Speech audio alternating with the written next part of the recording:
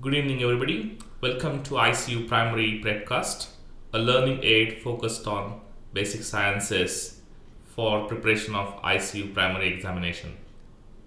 Today we have in our studio lovely Maddy. Hello, Maddy. Hello. Thanks for having me. And today we are going to discuss about anti-arrhythmic pharmacology. Are you ready? Yep. So let's talk about the cardiac action potential. Would you be able to describe the ionic events associated with the cardiac action potential for us, please? Sure. So within the heart, there are two main action potential morphologies that we need to know and discuss. The first one is pacemaker or nodal action potentials, such as those within the SA or AV node. These are sometimes referred to as slow response action potentials due to their slower rate of depolarization.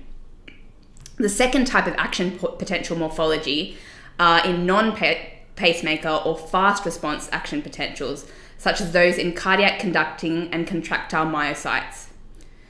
To begin with, let's discuss the pacemaker action potentials. So pacemaker cells are specialized groups of cells which have the ability to generate electrical impulses spontaneously. Thus, they possess autorhythmicity. These cells have no true resting potential, but instead generate regular, spontaneous action potentials. The SA nodal action potentials are divided into three distinct phases: phase 0, phase 4, and phase 3. So phase 4 begins at the end of repolarization, when the membrane potential is very negative at approximately minus 60 millivolts. Ion channels called funny currents open, which conduct a slow sodium current inward. These are voltage-gated ion channels, which are activated at membrane potentials more negative than approximately minus 50 millivolt, and they result in a net influx of sodium into the cell, which creates a pre-potential.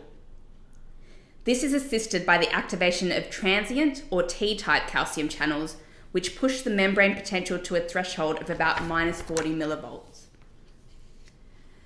Phase 0 is depolarization, which is produced by the opening of long-lasting or L-type calcium channels, and this causes the influx of calcium. The membrane potential reaches a peak of about 10 millivolts. Phase 3 is repolarization, which is due to the opening of potassium channels and the closing of the L-type calcium channels. This causes an efflux of potassium and repolarization to occur. Once the cell hyperpolarizes and the membrane potential drops to below minus 50 millivolts, the cycle begins again. This hyperpolarization is required for the activation of the funny ion channels. The autonomic nervous system influences pacemaker action potential with increased parasympathetic activity resulting in acetylcholine release, which acts on M2 receptors in the SA node. This decreases the rate of phase 4 depolarization and thus decreases heart rate. Conversely, sympathetic nervous system stimulation causes release of noradrenaline, which acts on beta-1 receptors in the SA node, increasing the rate of phase 4 depolarization and thus increasing heart rate. The second type of action potential within the heart is in non-pacemaker cells, and they differ from pacemaker cell action potentials as they consist of 5 phases instead of 3. The first phase, like in pacemaker cell action potentials, is phase 4. But unlike in pacemaker cell action potentials, this is a true resting potential which is around minus 90 millivolts and is maintained by the inward rectifier potassium channels. The next phase is phase 0, where the cells are depolarized by a rise in sodium permeability due to the opening of voltage-gated fast sodium channels, and the cell is thus rapidly depolarized to about 10 millivolts. L-type calcium channels open when the transmembrane potential is greater than minus 40 millivolts and cause a small influx of calcium. This phase 0 once again differs from that of pacemaker cells, as it is reliant on fast sodium channels rather than the L-type calcium channels.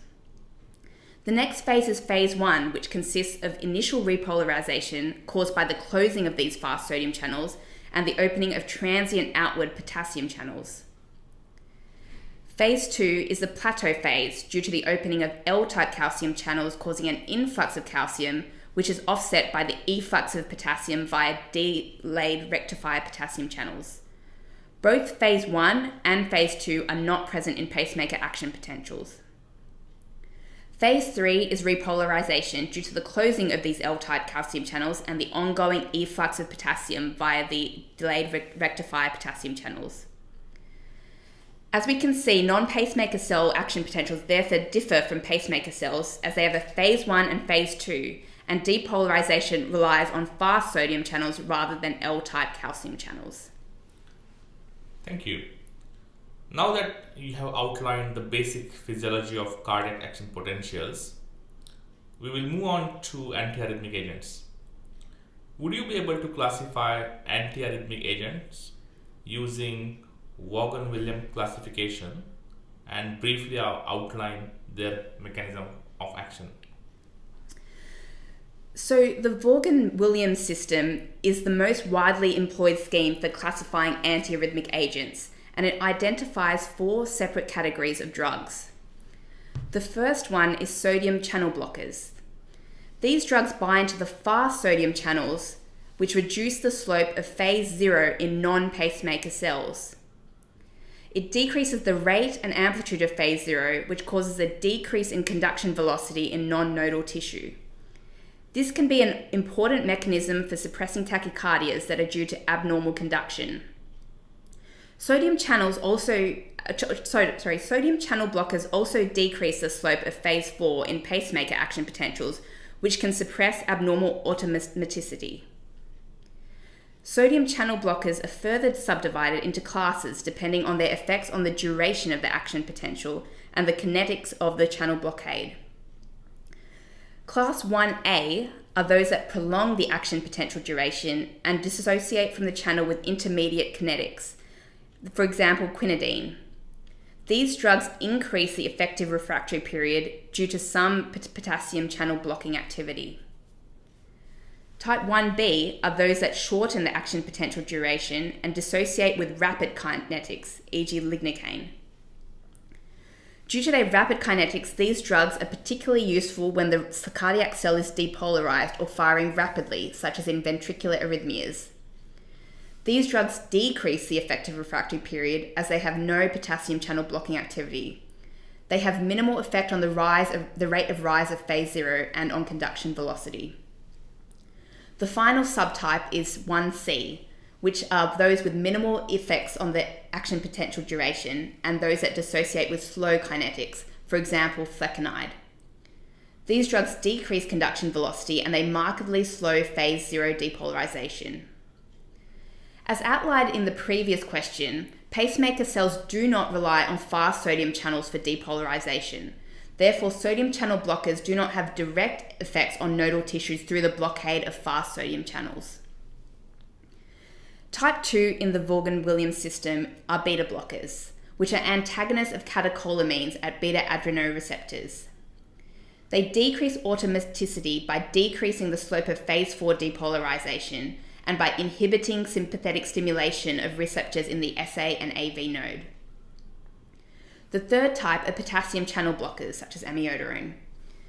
These drugs block potassium channels, which are responsible for phase 3 or repolarization in cardiac myocytes. This results in prolongation of the effective refractory period due to prolongation of phase 2 and slowing of repolarization. Due to their increase of the effective refractory period, these drugs can be useful in arrhythmias caused by re-entrant mechanisms. The final class are type 4, which are calcium channel blockers such as verapamil. Calcium channel blockers are classified into 2 types, dihydropyridines and non-dihydropyridines, but it's the non-dihydropyridines that are the ones that exhibit antiarrhythmic activity. They do this by blocking L-type calcium channels, which are those responsible for the depolarization in pacemaker cells. This slows the rise of phase 0 and phase 4 and slows conduction through the AV node. Okay. Are there any limitations of this classification system? Yes, there are. So while it is the most commonly used classification system, it does have several limitations. Firstly, many anti-arrhythmic drugs have several mechanisms of actions which could fit into multiple drug classes.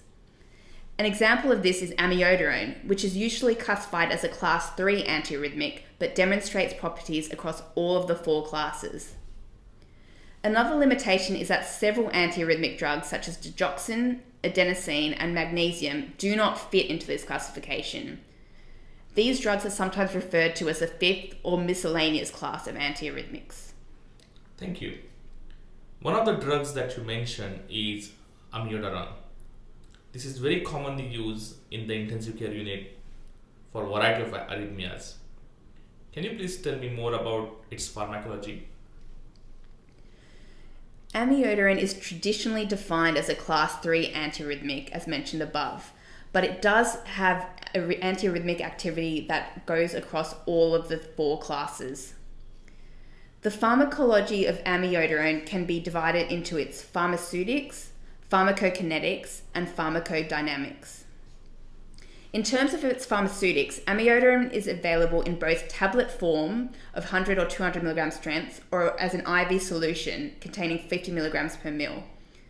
The IV solution requires dilution in 5% dex, and prolonged infusions should ideally be via a central line, as there is a high incidence of thrombophlebitis peripherally. The pharmacokinetics of amiodarone can be thought of in terms of its absorption, distribution, metabolism, and excretion.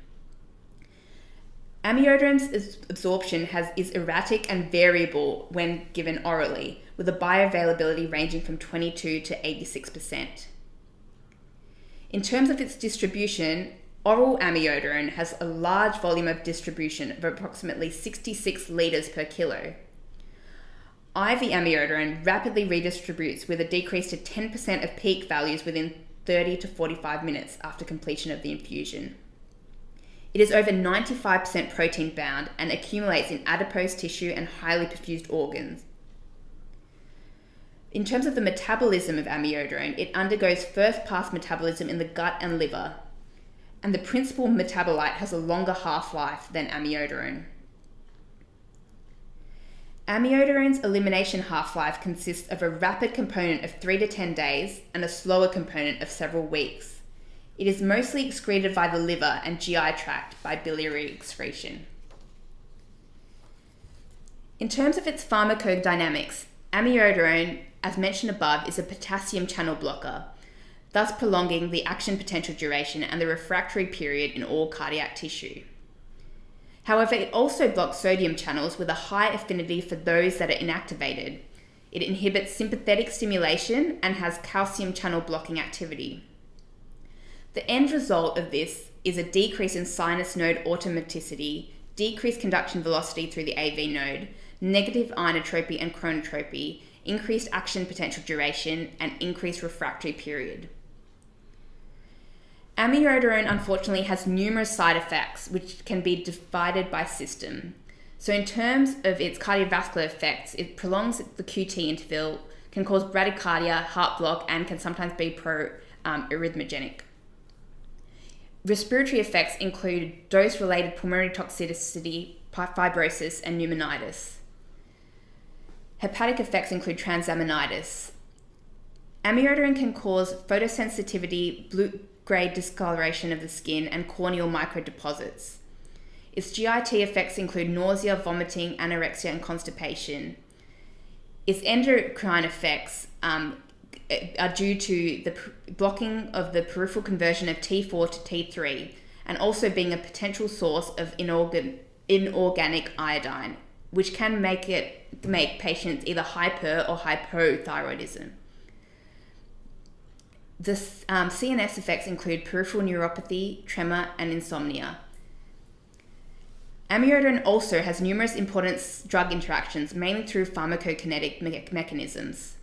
It is a substrate for cytochrome 3A4, and its levels are increased by drugs that inhibit this enzyme, such as cimetidine, and decreased by drugs that induce this enzyme, such as rifampicin.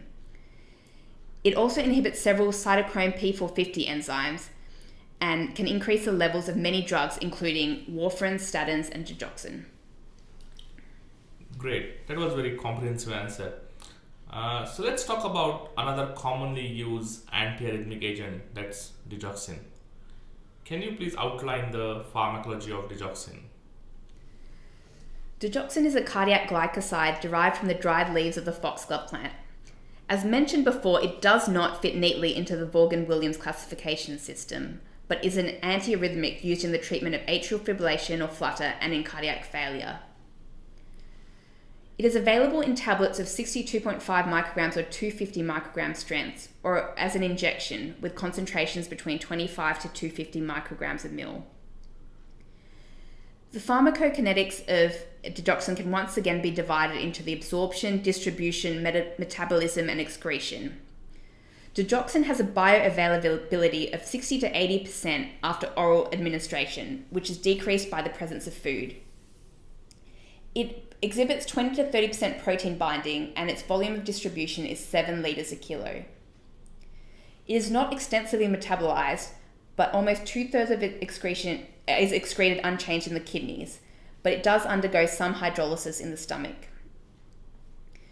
Because 2/3 of it is excreted unchanged, renal impairment does impact significantly on the clearance of digoxin.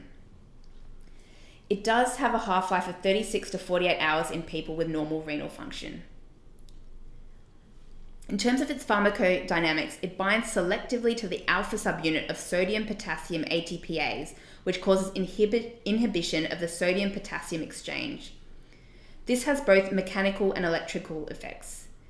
In terms of its mechanical effects, this increase in intracellular sodium disrupts the sodium-calcium exchanger, which causes decreased calcium efflux and hence more intracellular calcium in the cardiac myocytes. As we discussed last week, increased intracellular calcium causes increased myocardial contractility, that is positive inotropy. In terms of the electrical effects, this inhibition of the sodium-potassium ATPase alters the ionic concentrations of these electrolytes, causing increased intracellular calcium and decreased intracellular potassium. This decreases resting membrane potential, that is, makes it less negative. It decreases the slope of phase 0 and increases the slope of phase 4 of the action potential. Digoxin also increases vagal activity on the heart. The result of these effects is increased automaticity due to increased rate of phase 4 repolarization, decreased AV conduction, and thus decreased heart rate. Digoxin has a narrow therapeutic index, and side effects include arrhythmias, anorexia, nausea, headache, hyperkalemia, lethargy, and visual disturbances. The visual disturbances of digoxin toxicity are characterized by xanthopsia, which is a yellowing of the vision. Interestingly, this is proposed to be the reason behind the prominence of yellow halos in paintings by Vincent van Gogh, such as Starry Night. Finally, let's briefly talk about two less commonly used antiarrhythmics, that are sotalol and flecainide. Could you please compare and contrast the pharmacology of these two drugs? So we can once again think about the pharmacology of these two drugs in terms of their pharmaceutics, pharmacodynamics, pharmacokinetics, and significant adverse effects. Firstly, pharmaceutical and pharmacodynamic aspects. Sotalol is a non-selective beta blocker, that is a class 2 antiarrhythmic, with no intrinsic sympathomimetic properties. It, however, also possesses class 3 antiarrhythmic properties. It is a racemic mixture with the L isomer responsible for its beta blocking properties and both the L and D isomer responsible for its potassium channel blocking, that is class 3 properties. This results in prolonged duration of the action potential.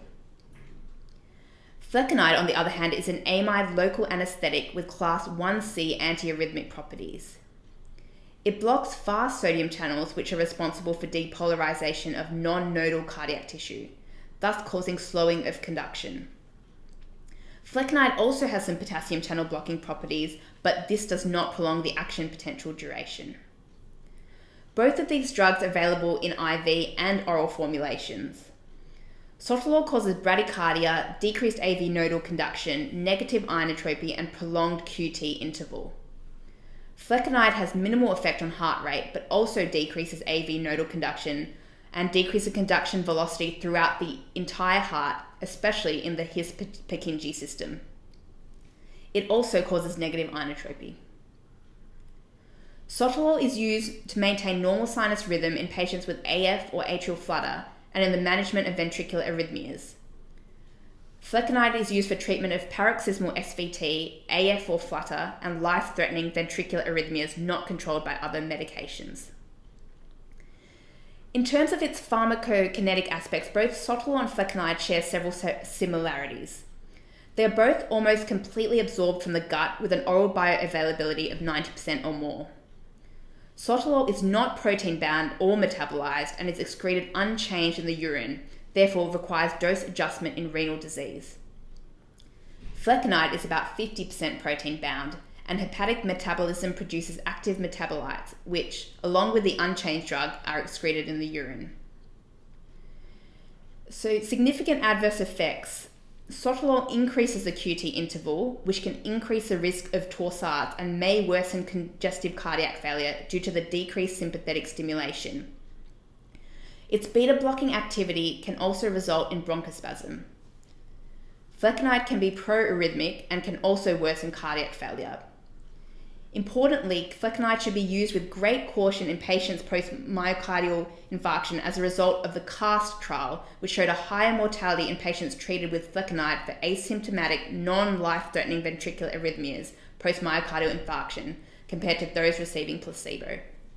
Okay, thanks, Maddy. I hope this podcast will help our listeners to improve their understanding of anti-arrhythmic agents. Finally, I have a question for you. Oh, great. I hope I can answer that. Why did the essay node use bad grammar? Oh, I'm clean bold on this question. I don't know. Because it never knowed better. Oh, thanks, Maddy. As usual, very witty question and witty answer. So that was the end of our second podcast on CVS pharmacology. We'll be back soon with next podcast on diuretic agents. Till then, goodbye. Goodbye.